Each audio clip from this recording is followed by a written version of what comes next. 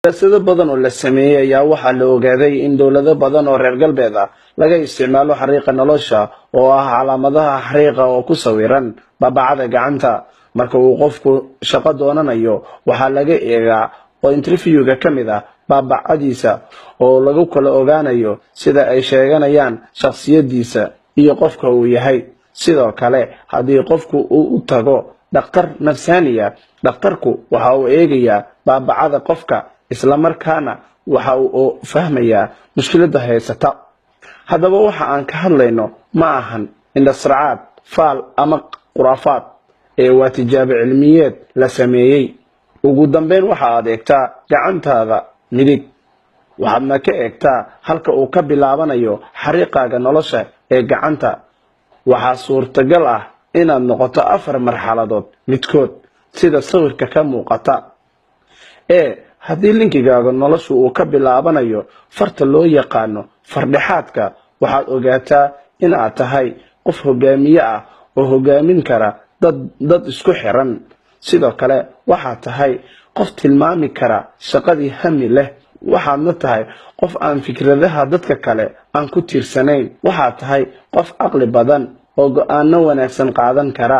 Inta badan waxaad tahay qof taxadar badan. Waxaadna tahay qof degan oo aan xasaasi ahayn. Sidaas darteed waxaad u badan tahay gooni u socod noqoto. Haddii linkigaaga noloshu uu ka bilaabanayo farta murugsatada iyo fardhaxaadka inta u dhaxaysa, waxaad tahay qof inta badan ilaaliya dareenka dadka kale, aadna u wanaajiya dadka arrintu kala dhaxayso. Waxaad tahay qof digtoon. Waxaadna tahay qof lagu kalsoonaan karo.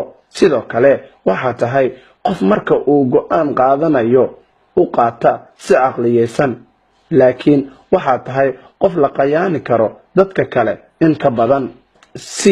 Waxa uu tilmaamaha la wadaagaa laakiin waxa uu dheer yahay waa qof diblomaasiyad iyo romantic fara badan leh. Haddii xariiqaaga noloshu uu ka bilaabanayo inta u dhaxaysa suulka iyo farta murugsatada, waxaad tahay qof samar badan oo dadka kaalmeeya arrimahooda inuu wax u qabto kuna dadaalo wanaagooda. Waxaad tahay qof niyad wanaagsan oo qalbi jilacsan. Waxa intaas ku dheer, waxaad tahay qof message ah oo xanaaq badan, jawi kastana aan la qabsan karin. Qof walbo bal gacantaada nooca aad tahana kusoo commentigree xagga hoose. Waxaa laga yaabaa inay saameyn kugu yeelato oo aad qayb ka mid noqoto haddaadan wada noqon.